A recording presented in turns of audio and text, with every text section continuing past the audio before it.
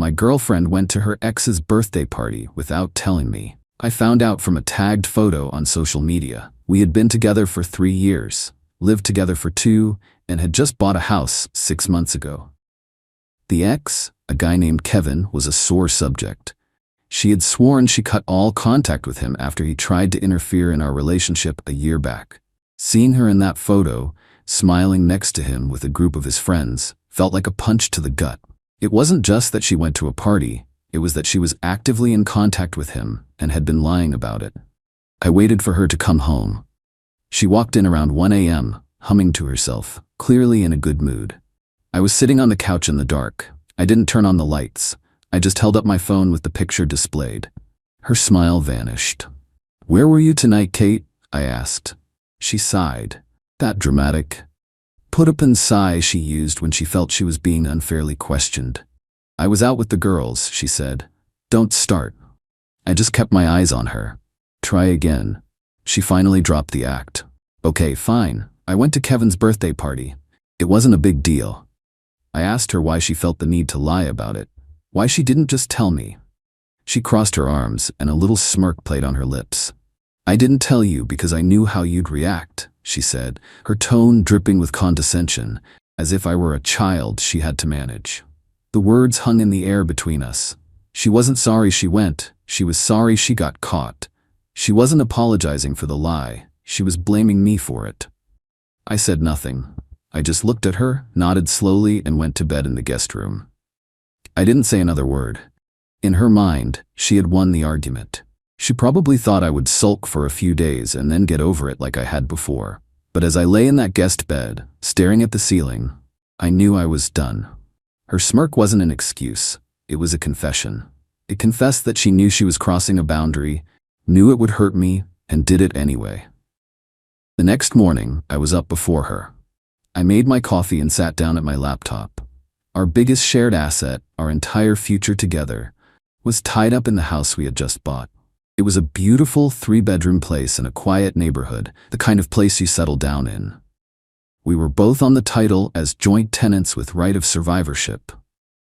I looked through the digital copies of our closing documents. I'm not a lawyer, but I'm meticulous with paperwork. I found what I was looking for in the co-ownership agreement we had drafted with our lawyer, a section about dissolving the partnership. I sent a short email to the same lawyer who handled our closing, Mr. Davies. The subject was, "Consultation Request, Property Co-ownership." In the email I wrote, "Dear Mr. Davies, I am writing to request a private consultation regarding the property I co-own with Catherine Miller. I need to understand my options for dissolving our joint tenancy and forcing a sale of the property. Please let me know your availability for a call this week." I hit send before I could second-guess myself. Then I went about my day as if nothing was wrong. Kate came out a little later, acting cheerful and overly affectionate, her usual tactic for smoothing things over without actually apologizing. I was polite but distant. She didn't seem to notice. Mr. Davies' office called me back that afternoon. We scheduled a phone consultation for the next day. He was a straight shooter, no nonsense. I explained the situation briefly, leaving out the emotional details. I simply stated that the personal relationship had broken down and I wanted to sever our financial ties, starting with the house. "It's a clean break you're looking for then," he said. "There are a few ways to do this. You can offer to buy her out, she can offer to buy you out, or you can petition the court to force a partition sale, where the property is sold and the proceeds are split." I knew Kate couldn't afford to buy me out. I could barely afford it myself, and a new mortgage on a single income was out of the question. The sale was the only real option. Mr. Davies explained the process. The first step was a formal letter, sent via certified mail, outlining my intention to dissolve the co-ownership and proposing a buyout or a mutually agreed-upon sale. He said he could draft it for me. I gave him the go-ahead. He told me it would be ready by the end of the week. "This will likely get contentious," he warned. "Be prepared for that." I told him I was. For the rest of the week, I lived a double life. In the house, I was quiet and non-confrontational. I slept in the guest room, telling Kate I was coming down with a cold and didn't want to get her sick. She bought it. She seemed relieved to avoid any more difficult conversations. We coexisted like roommates. Outside the house, I was preparing for war. I opened a new bank account in my name only and started moving my personal savings into it. I took pictures of the house, documenting the condition of every room, just in case things got ugly. The certified letter from Mr. Davies arrived for her the following Tuesday. I was at work when she got it. My phone started buzzing incessantly around 11 a.m. It was Kate. I ignored the first 3 calls. Then a text came through. A letter from a lawyer? Are you f***ing kidding me? You're trying to kick me out of my own house? I didn't reply.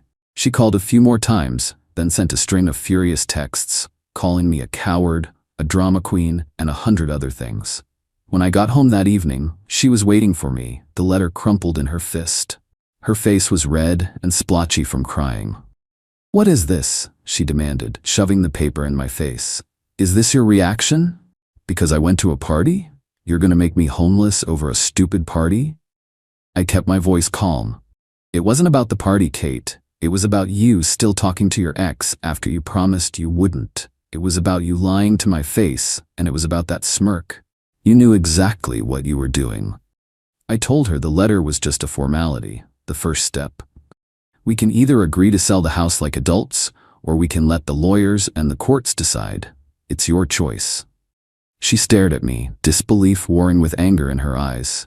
She thought it was a bluff, a grand gesture to scare her into apologizing properly. "You wouldn't dare," she whispered. I didn't say anything. I just went to the guest room and closed the door. The next phase of her strategy was to enlist her family. Her older sister, Megan, called me the next day. Megan had always been Kate's biggest defender. "She told me what you're doing," Megan said, her voice sharp. "It's insane. You're throwing away a 3-year relationship because she saw an old friend. Don't you think you're overreacting just a little bit?" I had been prepared for this call. "Megan, with all due respect, you don't have the full story," I said calmly. "This isn't about just one party. She's been in contact with him for a while, and she's been lying about it." Megan scoffed. "Oh, please. Kevin is ancient history. She's not interested in him. She loves you." I took a deep breath.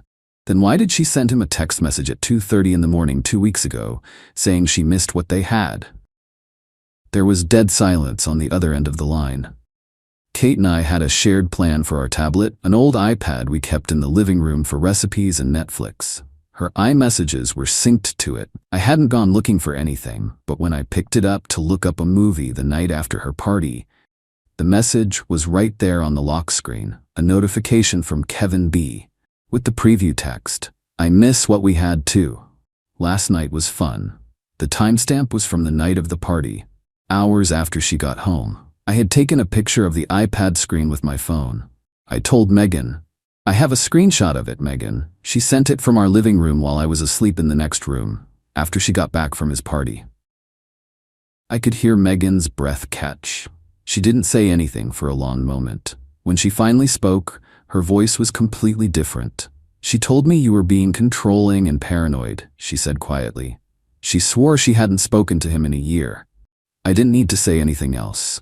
"I'm sorry," Megan said. I need to go." And she hung up. That phone call was a turning point.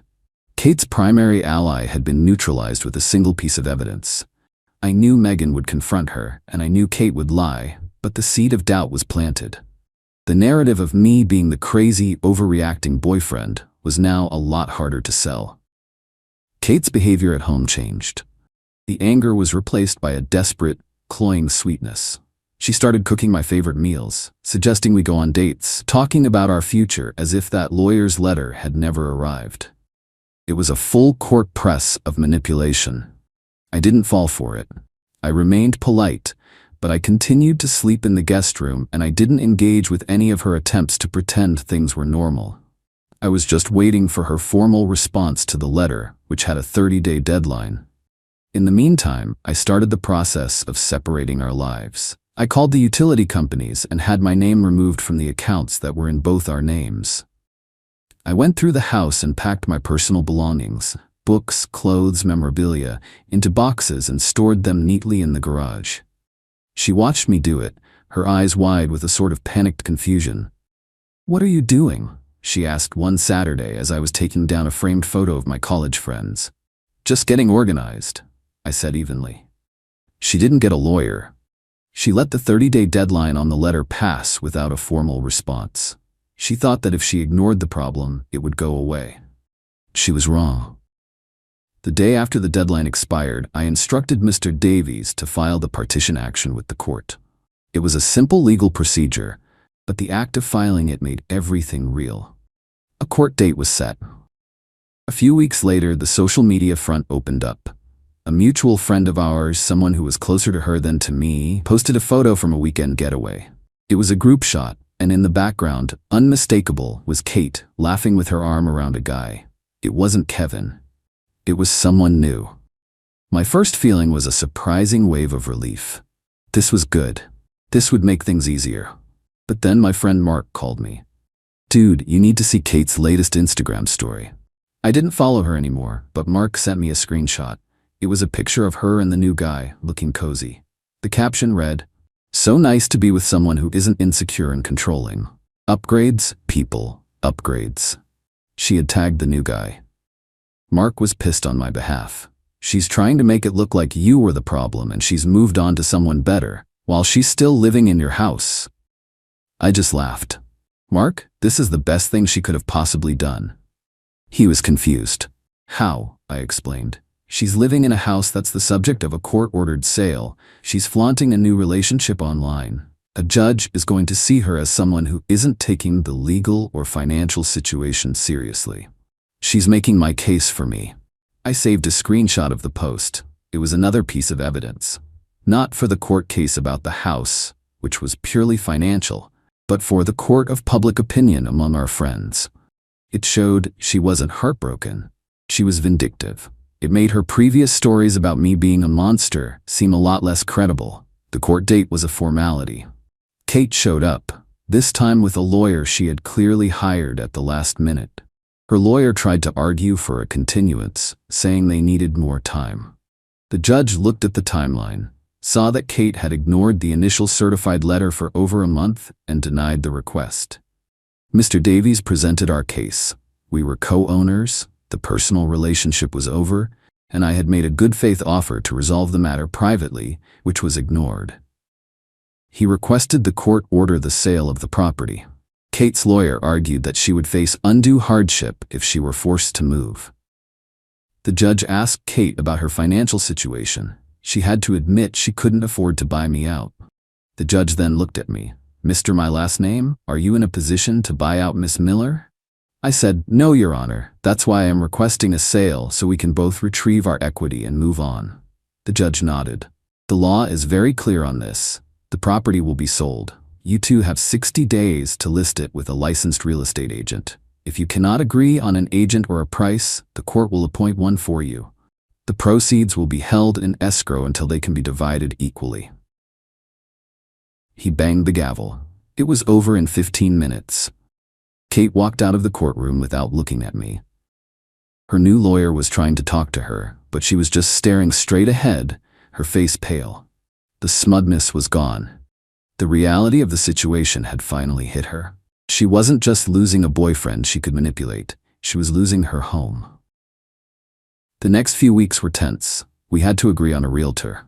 I presented her with a list of 3 of the top agents in our area. She refused to respond.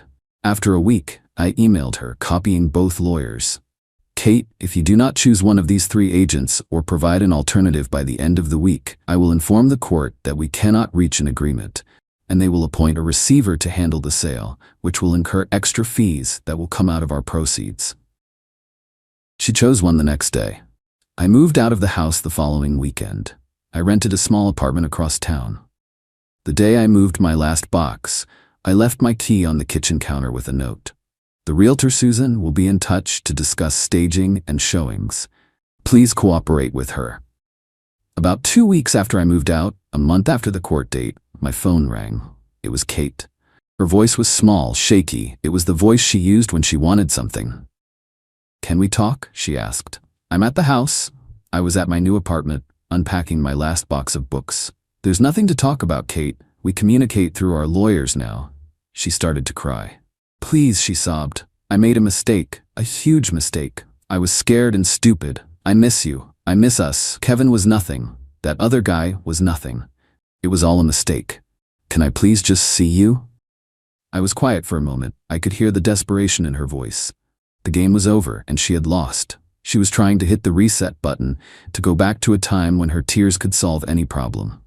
I'm not coming over, Kate, I said, my voice gentle but firm. It's too late for this, she cried harder. It's not too late. I can fix this. I'll do anything. I love you. I took a deep breath. Kate, you said you didn't tell me about the party because you knew how I'd react. She was quiet, just sniffling. You were right to be worried about my reaction. You just completely misunderstood what it would be. You thought my reaction would be to yell or argue or break up with you in a dramatic fight. You thought it would be something you could manage, something you could talk your way out of. I continued. But my real reaction wasn't any of that. My reaction was the email I sent to Mr. Davies the next morning. My reaction was the partition lawsuit. My reaction was packing my boxes and signing a lease on a new apartment. My reaction was me, moving on with my life, quietly and completely. You were so busy waiting for the explosion, you didn't even notice the foundation being removed from under you. When you tried to come back, you realized I'd already reacted in the only way that mattered. There was a long, stunned silence on her end of the line. I could hear her trying to process what I had said. She finally whispered, "So that's it? It's just over?" "It's been over for weeks, Kate," I said. "You just didn't want to see it." I hung up the phone. I looked around my new living room. It was smaller than the house, but it was all mine. It was quiet. A few minutes later, she sent one last text. "I hate you." I blocked her number. The house sold a month later for a good price. The money was wired to my new bank account. The silence was perfect.